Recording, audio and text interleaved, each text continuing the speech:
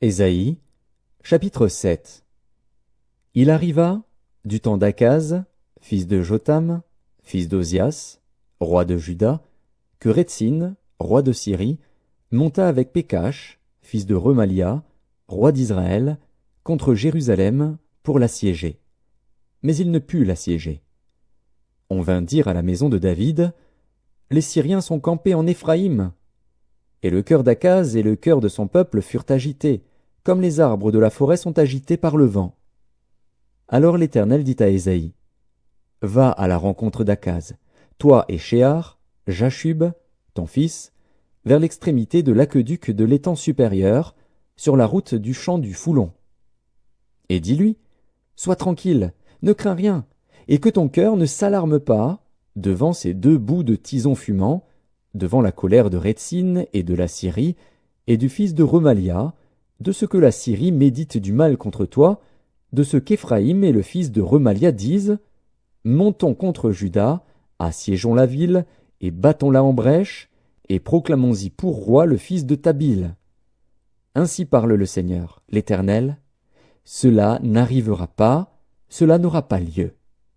Car Damas est la tête de la Syrie, et Rétsine est la tête de Damas. Encore 65 ans, Éphraïm ne sera plus un peuple.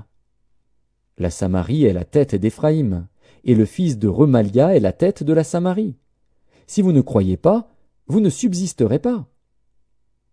L'Éternel parla de nouveau à Akaz et lui dit, « Demande en ta faveur un signe à l'Éternel, ton Dieu.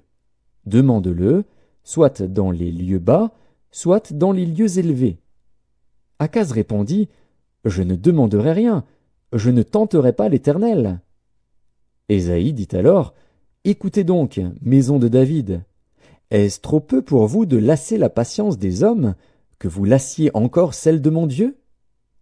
C'est pourquoi le Seigneur lui-même vous donnera un signe. Voici, la jeune fille deviendra enceinte, elle enfantera un fils, et elle lui donnera le nom d'Emmanuel. Il mangera de la crème et du miel, jusqu'à ce qu'il sache rejeter le mal et choisir le bien.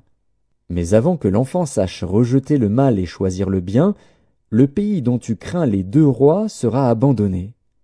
L'Éternel fera venir sur toi, sur ton peuple et sur la maison de ton père, des jours tels qu'il n'y en a point eu depuis le jour où Éphraïm s'est séparé de Juda, le roi d'Assyrie.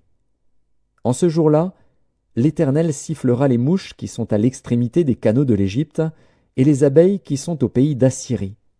Elles viendront et se poseront toutes dans les vallons désolés et dans les fentes des rochers, sur tous les buissons et sur tous les pâturages.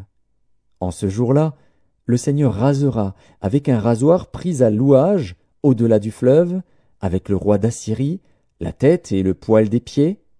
Il enlèvera aussi la barbe. En ce jour-là, chacun entretiendra une jeune vache et 2 brebis.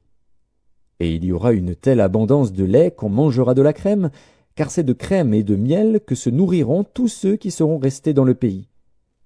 En ce jour-là, tout lieu qui contiendra 1000 ceps de vigne, valant 1000 cycles d'argent, sera livré aux ronces et aux épines.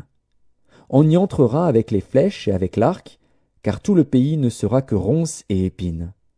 Et toutes les montagnes que l'on cultivait avec la bêche ne seront plus fréquentées, par crainte des ronces et des épines. On y lâchera le bœuf, et la brebis en foulera le sol.